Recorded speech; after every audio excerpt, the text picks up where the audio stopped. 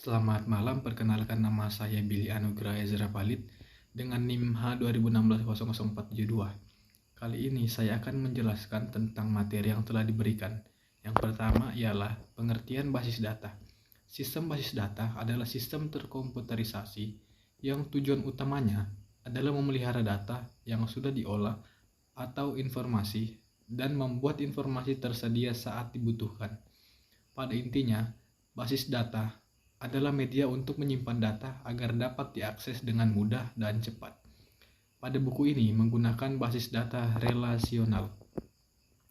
Kebutuhan basis data dalam sistem informasi meliputi memasukkan, menyimpan, dan mengambil data, membuat laporan berdasarkan data yang telah disimpan. Tujuannya dari dibuatnya tabel-tabel di sini adalah untuk menyimpan data ke dalam tabel-tabel agar mudah diakses. Oleh karena itu, untuk merancang tabel-tabel yang akan dibuat, maka dibutuhkan pola pikir penyimpanan data. Nantinya, jika dalam bentuk baris-baris data, di mana setiap baris terdiri dari beberapa kolom. Selanjutnya ada DBMS. DBMS Database Management System, atau dalam bahasa Indonesia sering disebut sebagai sistem manajemen basis data, adalah suatu sistem aplikasi yang digunakan untuk mengelola dan menampilkan data. Suatu sistem aplikasi disebut DBMS jika memenuhi persyaratan minimal sebagai berikut: menyediakan fasilitas untuk mengelola akses data, mampu menangani integritas data, mampu menangani akses data yang dilakukan secara, mampu menangani backup data.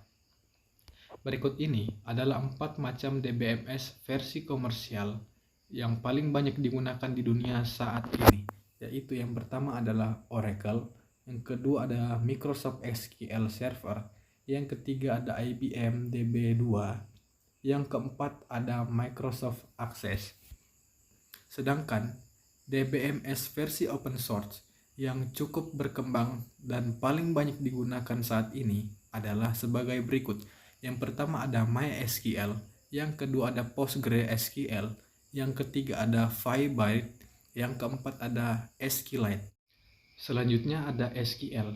SQL Structured Query Language adalah bahasa yang digunakan untuk mengelola data pada RDBMS. SQL awalnya dikembangkan berdasarkan teori aljabar relasional dan kalkulus. SQL mulai berkembang pada tahun 1970-an. SQL mulai digunakan sebagai standar yang resmi pada tahun 1986 oleh ANSI atau American National Standard Institute, dan pada tahun 1987 oleh ISO, International Organization for Standardization, disebut sebagai SQL 86. Oke, demikian yang dapat saya sampaikan. Kurang lebihnya mohon dimaafkan. Selamat malam.